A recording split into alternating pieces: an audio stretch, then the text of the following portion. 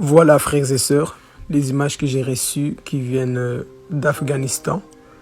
Donc ici, vous voyez comment les chrétiens sont torturés, maltraités à cause de la parole de Dieu. Donc ici, vous voyez des femmes, vous voyez ici, ce sont des femmes missionnaires. On les a arrêtées, donc on les a attachées, on les a enfermées dans ces sachets ici que vous voyez en plastique.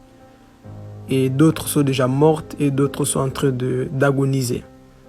Donc vous voyez comment ces personnes souffrent à cause de l'évangile. On les a humiliés, on les a arrêtés, on les a mis sous des places publiques.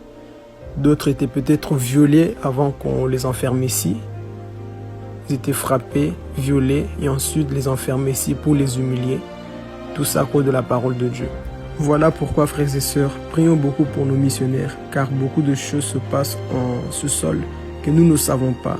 Beaucoup sont tués, violés, décapités à cause de la parole de Dieu. Voilà pourquoi nous devons résister. Des fois, nous nous plaignons pour des petites choses alors que beaucoup sont persécutés chaque jour, chaque instant, ils sont frappés à cause de ce message que nous portons. Ces images que vous voyez ici, ce ne sont pas des montages, ce sont des choses qui sont réelles. C'est des choses qui se passent chaque jour dans le monde entier. Nous qui avons encore cette opportunité de pouvoir parler de Jésus librement, profitons et gagnons des âmes à Christ. Nous qui avons cette liberté d'être au temple, adorons sincèrement notre Dieu.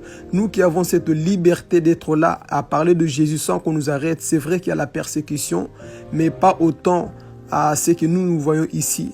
Alors imaginez-vous, frères et sœurs, les choses que ces personnes vivent. Nous qui sommes là, prions beaucoup et intercédons beaucoup, frères et sœurs. Ce n'est pas le moment de dormir, ce n'est pas le moment d'être encore dans la distraction, mais c'est le moment de plier les genoux sincèrement afin de pouvoir invoquer l'Éternel et prier pour ces personnes, surtout que Dieu leur donne la capacité de tenir jusqu'à la fin. Parce que Marc 13,13, Matthieu chapitre 24, verset 13 nous dira que celui qui va persévérer jusqu'à la fin sera sauvé.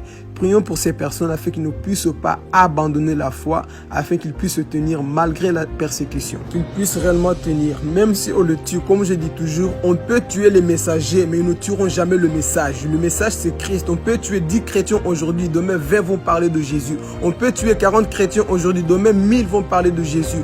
Donc en soi, le messager meurt, mais le message ne meurt pas, qui est Christ. Voilà pourquoi je voulais t'encourager à ne pas être découragé en suivant cette vidéo. Mais dis-toi bien, quand il dérange le monde des ténèbres, automatiquement l'ennemi t'arrêtera. Donc on ne jette jamais des pierres sur un arbre qui ne porte pas de fruits. Si on nous persécute, c'est parce que nous avons la lumière en nous. Amen.